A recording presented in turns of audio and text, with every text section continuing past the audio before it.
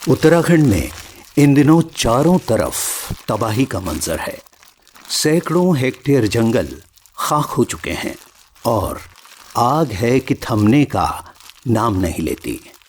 आखिर उत्तराखंड के जंगलों में ऐसा क्या है जिसके कारण ये हर साल बारूद के ढेर की तरह जलने लगते हैं? क्या ऐसे में उत्तराखंड जाना सेफ है? ये जानने के लिए आइए पहले हालात का जायजा लेते हैं।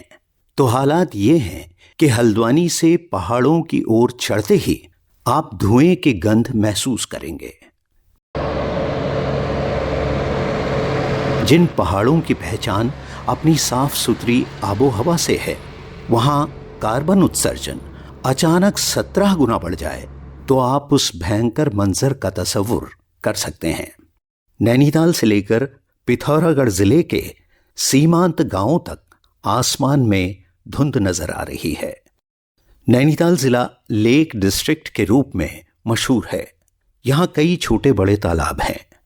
गर्मियों में कुदरत यहाँ अपने कई रंग बिखेरती है, लेकिन धुएं के कारण ये सारे रंग फीके हो चले हैं। पूरे एरिया में धुंध फैली है, जंगल जल रहे हैं। जहाँ नज़र डालो सब जगह ये लग रहा है कि जो है एक साथ कहीं आग लगाई गई है। राजेंद्र कपिल नैनीताल जिले में स्प्रिंगवुड नाम की एक खूबसूरत प्रॉपर्टी के मालिक हैं। उनके अनुसार इससे पहले उन्होंने उत्तराखंड का ऐसा हाल कभी नहीं देखा है।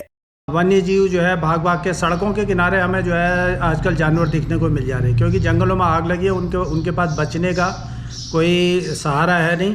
तो अगर आप चलते हुए जहाँ हल्द्वानी रोड पर चले जाओ जो है, या नैनीताल रोड पर जाओ, तो झुंड में जो है जंगली जानवर दिखाई दे रहे हैं। फॉरेस्ट फायर का जो है पिछले 10 सालों का अगर हम असेसमेंट करें तो सबसे ज़्यादा फायर आग इस बार है, और आग का परसेंटेज काफ़ी ज़्यादा 50% ज़्यादा है। और इसका असर हमारे पर्यटन पे भी पड़ रहा है, स्वास्थ्य पे भी पड़ रहा है, और यहाँ के फ्लोरा एंड फौना पे भी पड़ रहा है। आँखों में लोगों को तकलीफ़ें हो रही है। जो बूढ़े बुजुर्ग लोग हैं उनकी आँखों में, और हार्ट की प्रॉब्लम जिनको है, सांस लेने की जिनको प्रॉब्लम है। वनाग्नि के कारण पानी के स्रोत दोहरी मार झेल रहे हैं। कम बारिश के चलते इस साल ये ठीक से रिचार्ज नहीं हो पाए थे।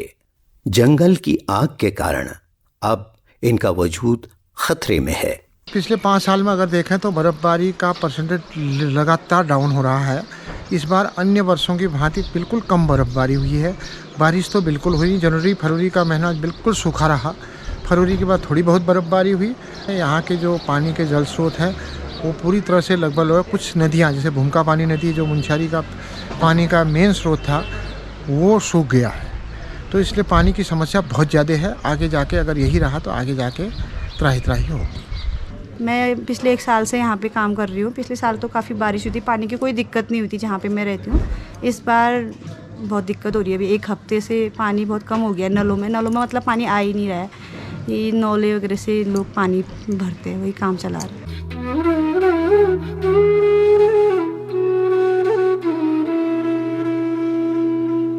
उत्तराखंड की सांस्कृतिक नगरी अल्मोड़ा भरी दोपहरी में ऐसी नजर आ रही है। अल्मोड़ा के आसपास जगह जगह लगी आग में अब तक यहाँ के आधे से ज्यादा जंगल खाक हो चुके हैं। इस बार जो है बारिश नहीं होने से आग ने 70 से 80% जंगल जल चुके हैं। तो उससे काफ़ी पर्यावरण को नुकसान हुआ है। जंगलों में धुंध से आप देख ही रहे हैं, ये दूर दराज के पहाड़ दिखाई नहीं दे रहे हैं इस धुंध की वजह से।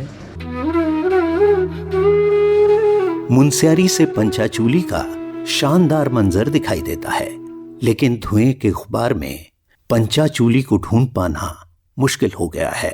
जो इच्छा लेके जो हम सोच रहे थे कि बहुत क्लियर दिखाई देगा अपने को हिमालय, क्योंकि हमने जो वीडियो में देखा है, यूट्यूब में देखा था मुंशियारी का, ये रानीखेत का जो व्यू देखा था, वैसा तो व्यू कुछ भी नहीं दिख रहा है इधर। फोटोग्राफी के लिए प्लस रोडोडोंड्रोन के लिए इस बार आते थे, या ट्यूलिप के लिए आते थे।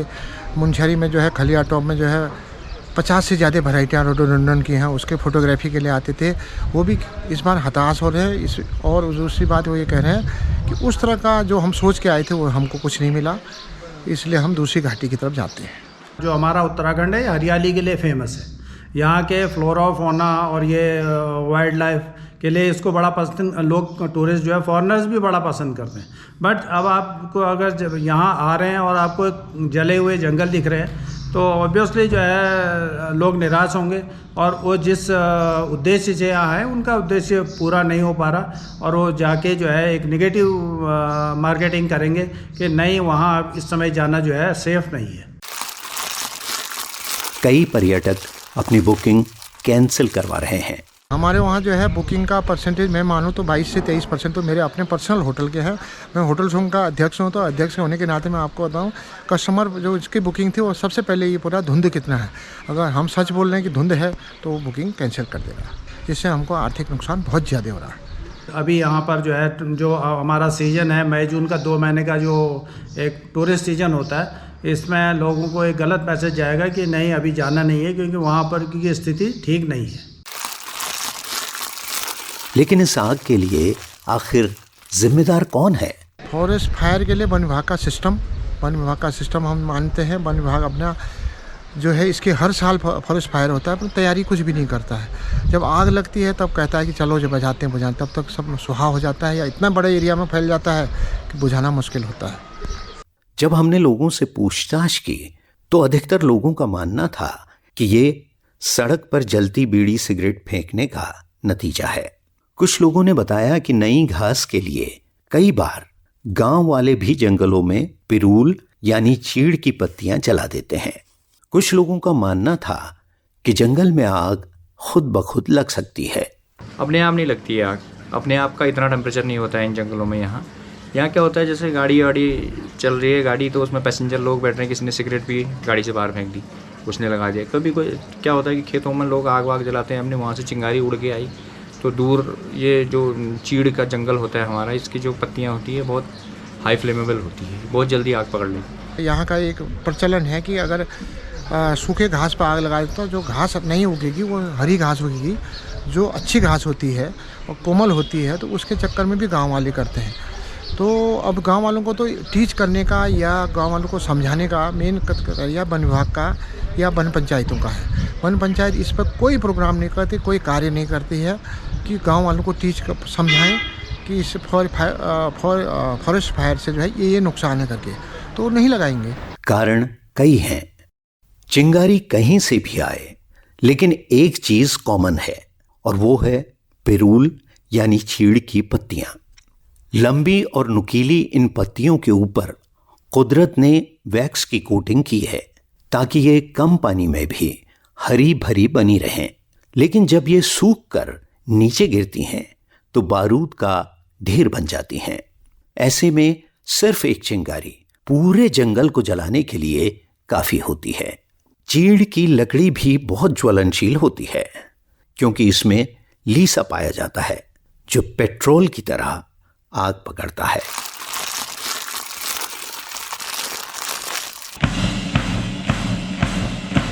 अंग्रेजों के भारत आने के पहले उत्तराखंड में बांज के जंगल अधिक थे और इन जंगलों के कारण पहाड़ में भरपूर पानी था।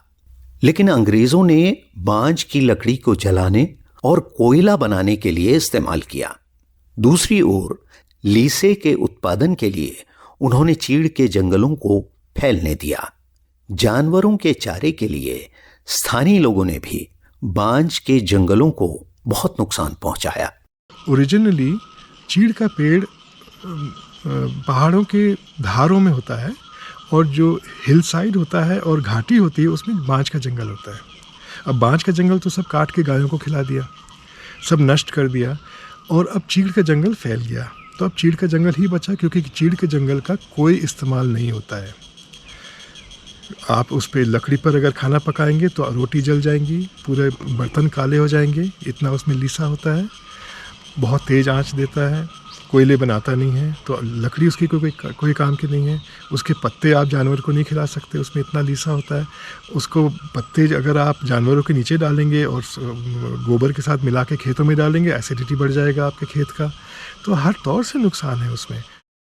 तो क्या चीड़ के जंगलों को फैलने से रोका नहीं जा सकता? दरअसल इसमें एक कानून आड़े आता है जिसके तहत समुद्र तल से 1000 मीटर की ऊंचाई पर स्थित किसी भी प्रकार के पेड़ का कटान प्रतिबंधित है। नतीजा ये है कि पूरे कुमाऊं गढ़वाल में चीड़ के जंगल हैं जो हर साल जलते हैं, जो जलाए जाते हैं हर साल, और हम उसको झेलते हैं। क्यों झेल रहे हैं हम? और नदियाँ खराब हो रही है, स्रोत सूख रहे हैं, उनका कोई काम नहीं है, जंगल का काम कर नहीं रहे हैं ये लोग। ये चीड़ के जंगल, जो पानी शुरू होता है, जो धारे होते हैं, स्रोत होते हैं, वो बांज के जंगल से शुरू होते हैं, है ना। तो हम चीड़ का जंगल रख क्यों रहे हैं? ताकि वो हर साल जले। इसके पीछे कोई सेंस नहीं है। कुल मिलाकर इस समस्या के सिरे किसी गुत्थी की तरह उलझे हुए हैं। आग बुझाने के लिए आज जो उपाय किए जा रहे हैं वो सब के सब टेम्पररी सॉल्यूशंस हैं, और इस बात को सब लोग अच्छे से जानते हैं। इसीलिए वो ऊपर वाले से मेहरबानी की उम्मीद कर रहे हैं। कोई ऐसा डायरेक्ट सॉल्यूशन तो है नहीं, सरकार भी इस वाले में इसमें कुछ ज़्यादा कुछ कर नहीं सकती। बस एक ही सॉल्यूशन है कि ऊपर वाला मेहरबान हो जाए, क्योंकि साल भर से अच्छी बारिश हुई नहीं है। एक दो बारिशें अच्छी हो जाए तो उससे जो है काफ़ी राहत मिल जाएगी। बीच में एक दिन की जो बारिश हुई उससे काफ़ी एरिया जो है बुझी आग। तो मैं तो ऊपर वाले से प्रार्थना करता हूँ कि एक दो बारिशें अच्छी हो जाए, तो जिससे कि जो है फिर से हरियाली हमारे प्रदेश में लौट आए और ये जलते हुए जंगल जो है रुक जाए।